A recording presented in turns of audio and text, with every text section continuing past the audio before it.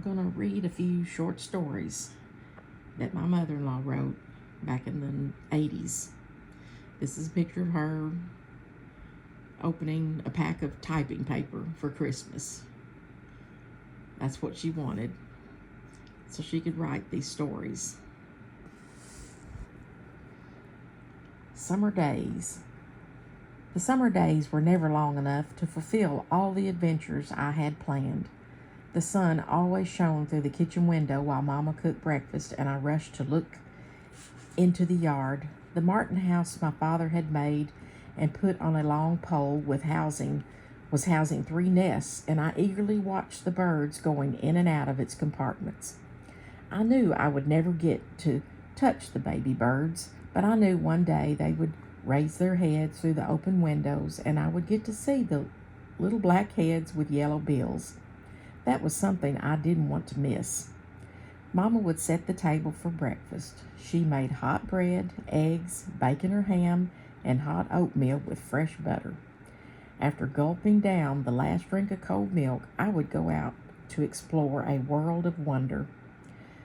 The low-hanging branches of the maple tree were just right for me to swing and climb up on. I had a view I was sure no one else could have ever envisioned. I could see across my father's fields into the distant woods. The furrows of plowed earth seemed to move like ribbons as the sun cast shadows through the tall, dark trees. I climbed down from my perch in the maple tree to run over to Malvina's, a black lady who lived nearby. I was sure she would have an old dish I could use in my playhouse. She always did. I walked and skipped across the fields, looking at the clover and wildflowers. Their fragrances I could never forget.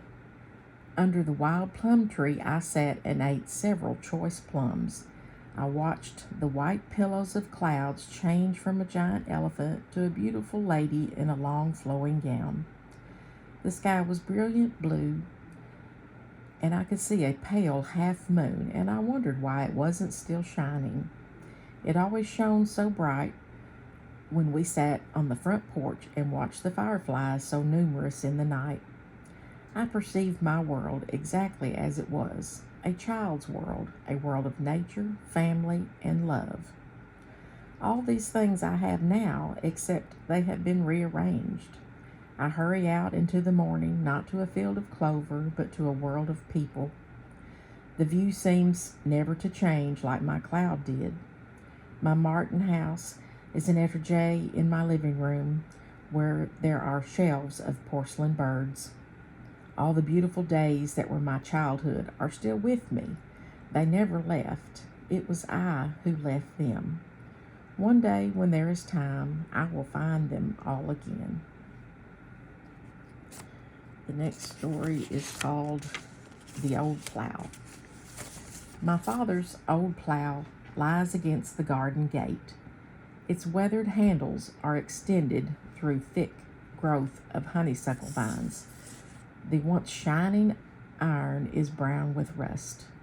It was a master of the soil, guided by my father's hand.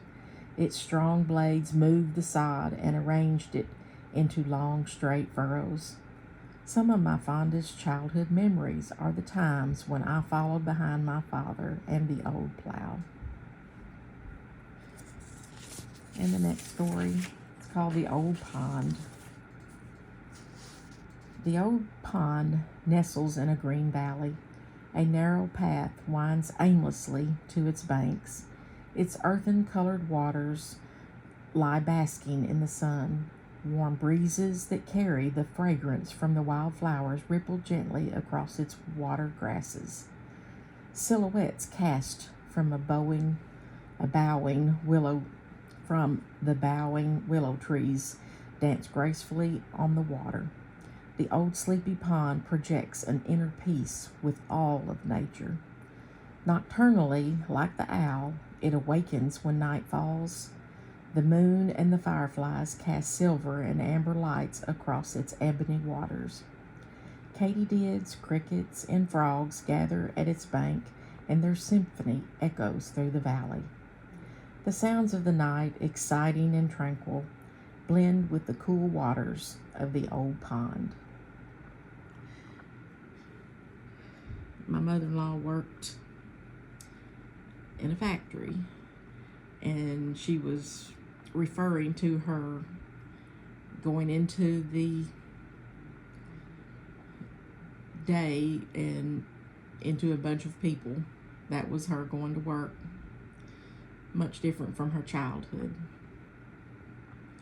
But she was laid off from that job, and she started to go to school. And these are some of her writings that she wrote, and I have plenty more that I'm going to read later. But this is what she did when she was laid off. She went to school and she picked up writing, and her English teacher was really impressed with it, and she even sent some off to magazines to be printed. But I'm going to be reading some more of her stories and give you a little more of her life.